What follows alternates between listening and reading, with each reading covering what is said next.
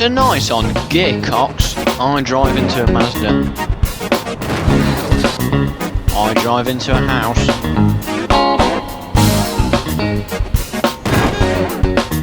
And a wheelie bin falls over. Yes, and welcome to Gearcox. And we start with an important question. Is it possible for normal people like myself to survive in the north? And that is a problem, as I shall now explain. So yes, the north. A place where you'll find people with strong regional accents. Yobbos doing handbrake turns in car parks. Oxfam. Overturned wheelie bins on fire.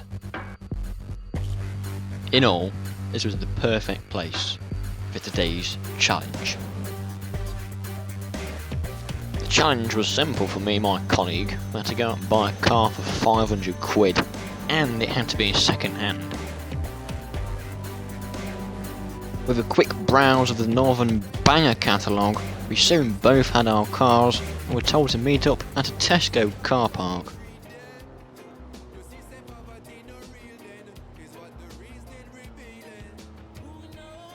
My speechless colleague was the first to arrive, and a 1994 Mazda MX-5 Miata, back in its day, had 128 horsepower and could do 0 to 60 in 8.2 seconds. Now, however, I doubt that somehow.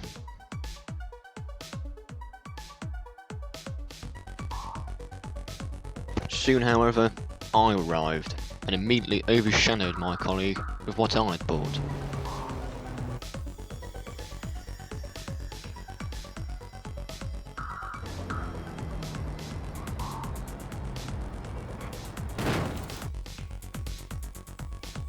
This is what I bought.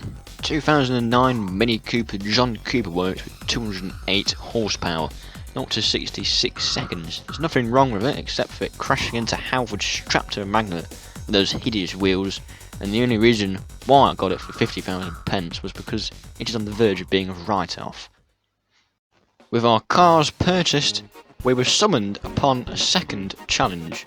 The challenge was for us to go out and modify our cars in readiness for a no-map race to leave the north as quick as possible.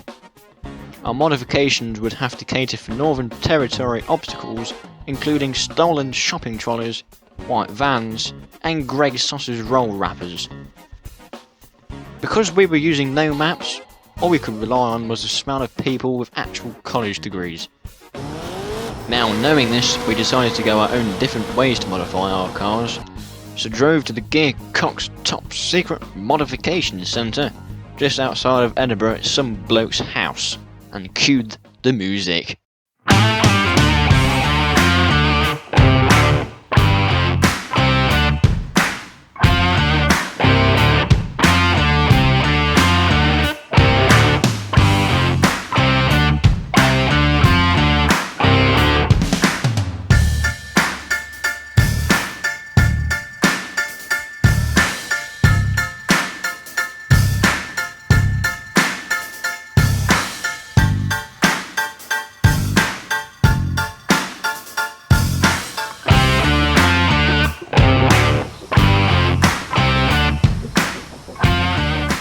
With no help from playground games, this is what I had accomplished. I decided to wrap my car in camouflage so it was invisible to the northern eye. This would allow me to flee this anti-Margaret Thatcher place unseen. I also used the odd bit of teacut here and there to hide any remaining scuffs.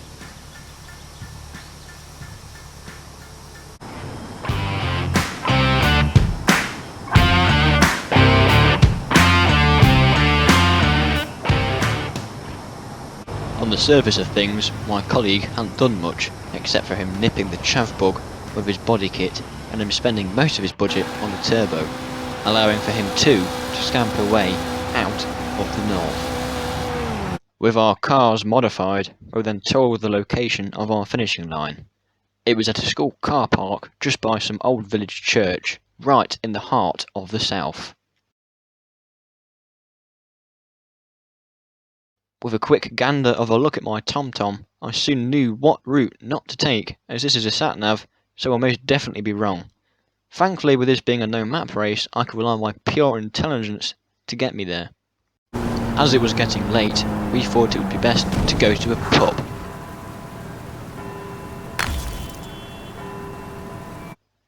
And start this in the morning at precisely 8 o'clock.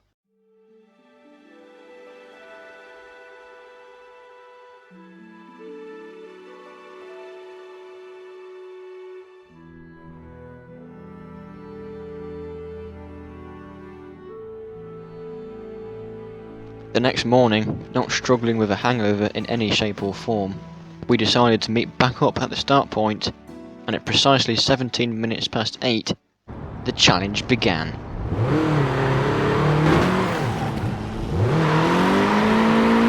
We started the challenge by driving off in different directions.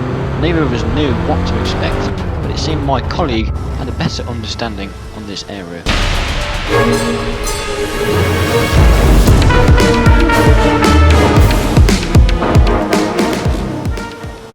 Even though my suspicion was rising to whether my colleague actually had northern history, I was confident I was going the right way too.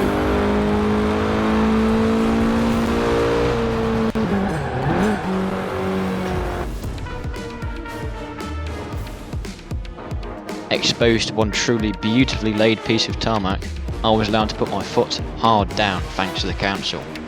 As I swam my way through the northern traffic, I began to have doubts of the route I was taking. This was because I was still in the city, whilst my colleague was well on his way to leaving. With Lewis Hamilton scared of how good my driving is, I then drove around a shop I came to with my uncle one year when I was younger. This was the place where a young girl stabbed him and deported me to Auschwitz. I then made a bollock moment when I realised I had just spent 5 minutes going in a big circle back towards the starting line. Then quickly I turned around and drove back off in an alternate direction. Combined with this, my colleague was scampering away.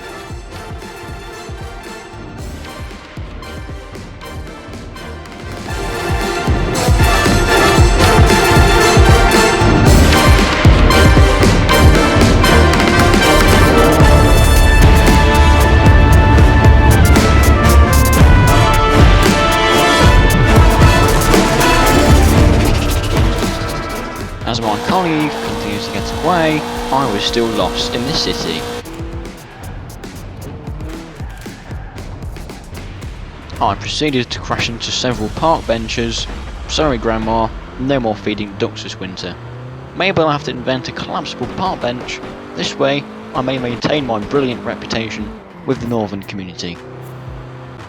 I then decided to leave some skid marks on the grounds of this historic monument and use it as a cheeky cut through. Hopefully there was some wet cement for me to drive through, as when this place is painfully and forcibly destroyed in a nuclear holocaust, the memory of my presence will live on. I then bounced into this park the same way I bounced onto my waterbed at night and drove through it, rather skillfully might I add. I was once asked where I learned to be such a great driver, and then proceeded to reply to this youth by asking him if he'd ever been put in a situation to drive a Volkswagen Beetle through a German town without having rocks thrown at you. Surprisingly, he said yes.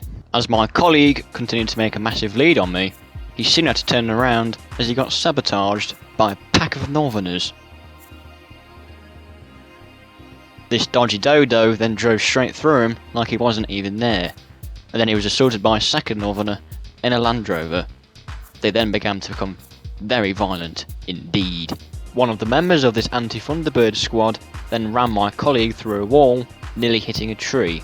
With his life at risk, he continued the challenge off the beaten track, meaning luck should be on my side. I too was encountering northerners, but the problem for me was they were all part of what seemed to be a van gang, because these boxes on wheels were reproducing quicker than David Attenborough could make a documentary on them. I now was getting very annoyed with these poorly spoken baboons, so let my anger out on one of them in bid for a peaceful treaty, maybe a chance to remove the so-called north-south divide. All this did, however, was anger this demented primate, and made him seek his own little private vendetta. This resulted in him directing all of his anger directly at the camera car.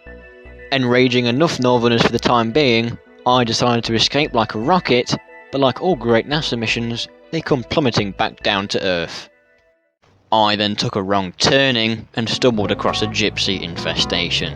Bewildered by these troglodytic dwellings, I attempted to sneak out of this area, but all I did was make matters worse when I decided to knock all these windows out. I then annoyed another of these fiberglass homes, so I decided to do what all great men do and dispose of the evidence.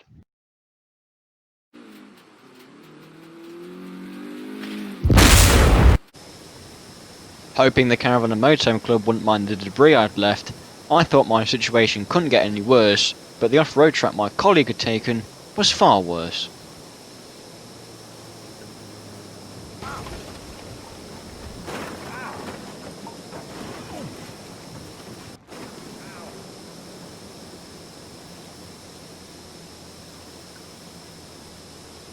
After leaving the place where people enjoy physically disposing of their own feces, I managed to get to a river, and if I was to cross it, I would officially have arrived at the sanctuary that is the south.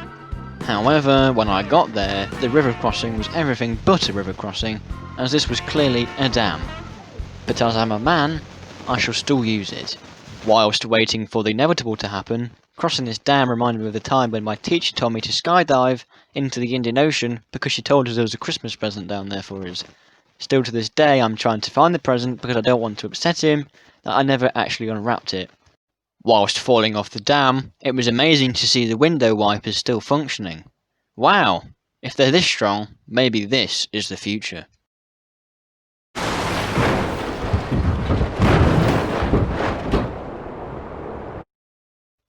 With my colleague looking as if he'd survived falling down a quarry, his car looked perfect too, and was still working as if it just rolled off the Mazda production line. If you're thinking that's not a Mazda, it is, and it's definitely not Paul the cameraman's Honda that happens to look similar. Anywho, problems aside, my colleague was going at the speed of light. With the thought of scones for dinner, I too had my foot down, and as amazingly as my colleague's car, mine too had survived. After failing to cross the dam, I travelled about another mile down the road, where I crossed a concrete bridge, and continued with my journey. My jammy Jaffa cake of a colleague, much to my annoyance, was on the final stretch, and was driving at similar speeds to when I put my knife into Lurpak spreadable butter to make my toast in the morning. However, I wasn't in the mood for stopping for a Kit Kat anytime soon, so I decided to whip out my TomTom to get me to the destination on time.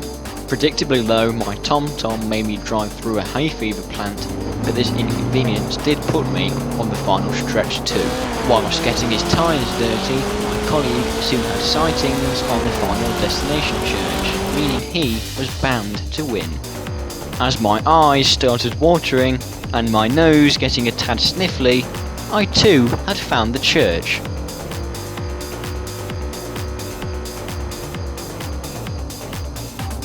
But because I am an infantile Duplo block, I missed a turning. Jammed her into reverse, spun her around, and anxious to whether my colleague was there, I crept in. As things had turned out, I had won this very important challenge. Some time had gone by before I began to question whether I had arrived at the correct finishing line, as it had been 20 minutes and I still had no sight of my colleague. As it had turned out, my colleague was in a wee bit of trouble. This car belongs to you, sir. Can I ask where you're going to? Can I ask where you... So we end on a Gear Cox hot top tip. If you're planning from escaping the north, and would rather have a beneficial career here in the south, buy a Honda, Mini Cooper John Cooper Works, and on that bombshell, for my colleague, it's time to end. Thanks for watching, goodbye.